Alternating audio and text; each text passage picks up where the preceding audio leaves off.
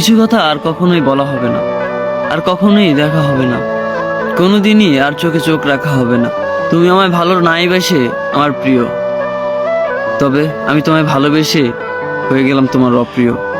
তুমি আমার অনেক শখের, অনেক মূল্যবান একজন মানুষ, তবে আর কোনো কালেই তোমাকে পাওয়া হবে না, কোনো কালেই তুমি আমার হবে না। তবে আমার থেকে কেউ তোমাকে বেশি ভালোবাসেনি, আমার মতো কেউ তোমাকে কখনো ভালোবাসতে পারবে না।